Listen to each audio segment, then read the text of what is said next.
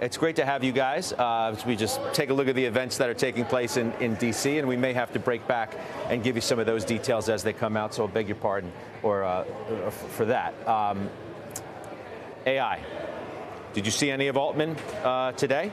Saw some of the recordings. What do you think that regulations are going to look like around AI, if in fact we get them, and whenever that might be? I don't think that anyone wants to repeat the mistakes made with social media, so I think they're going to take this seriously, although I would say we probably are behind the curve again, given how fast the technology is moving. I hope they approach this not trying to use a blanket, but really thinking about, like a product manager, think about some specific use cases. Although you can't capture everything, there's always going to be some edge and corner cases. How long do you think it's going to take before we actually get something substantive? Boy, I'm going to suspect we'll see something hopefully before the election. Right? Because I think that's the big concern right now is when we look at what happened with social media and the distribution, now we can have distribution at scale with content that can be created with AI. I mean, Altman was even talking about that today. You know, one of his greatest concerns in what appears to be a sea of concerns is action around the election and how quickly we need to have any kind of regulation come into play. What do you think?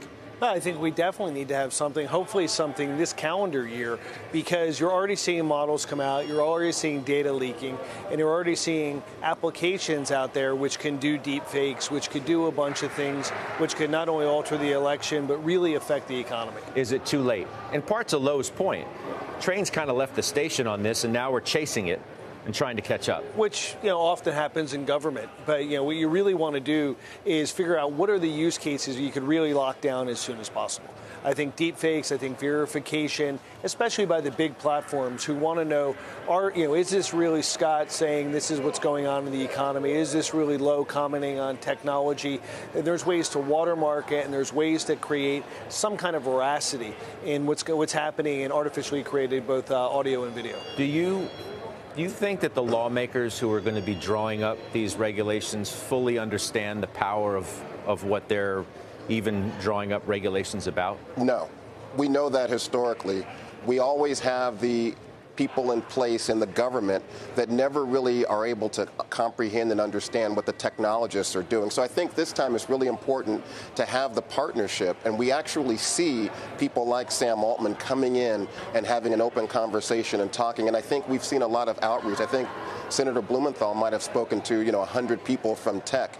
We also see that technologists understand the importance of regulation and being on the front end. So those are all positive signs. But no, to your point, the lawmakers never fully comprehended. If they comprehended it, they probably would be in Silicon Valley making $1 billion company. I mean, frankly, Rick, in fairness, I don't know if any of us fully understand what the power of this technology has the capability of doing. No, we spend a lot of time, especially over the last several years. We've been investing in AI for over the last decade, and we're still looking at use cases, figuring out not only what the economic implications are, but the ethical implications, and being really focused on how could this be used poorly, or how could this be used by someone who's a bad actor.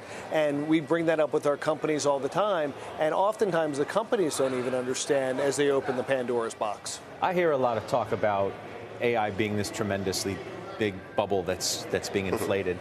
Just put AI next to your name and someone's going to buy your stock, or you're going to be able to go public at a crazy valuation.